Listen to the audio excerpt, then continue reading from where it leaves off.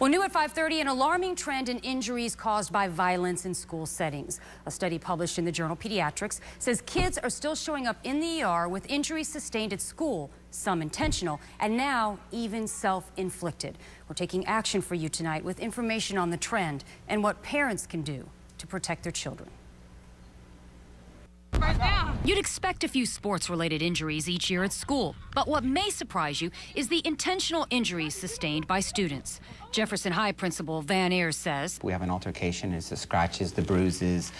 The school notifies parents and the student gets immediate attention from the school nurse. If a student is unresponsive, they call 911.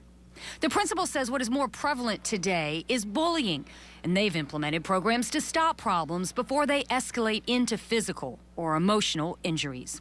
But a study published in the journal Pediatrics says despite an increased emphasis on safety, children 5 to 19 still experience a substantial number of intentional injuries while at school.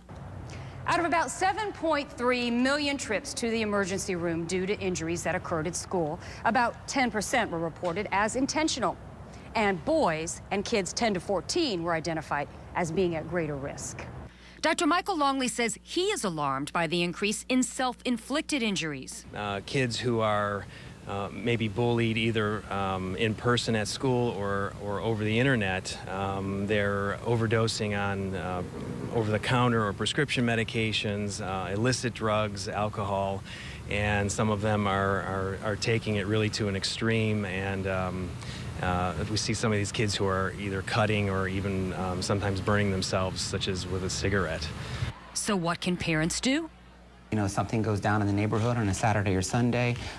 If we don't get word of it, we need to, they need to let us know. If we don't get word, as soon as they get to school, we've seen it before, we'll have a fight because of something that happened over the neighborhood. But if they can let us know, we can be in place at 6:45, 7 o'clock in the morning. The school and the parents really need to stay open to what any signs that the kids are giving them, noticing any notes that are written, any changes in their behavior.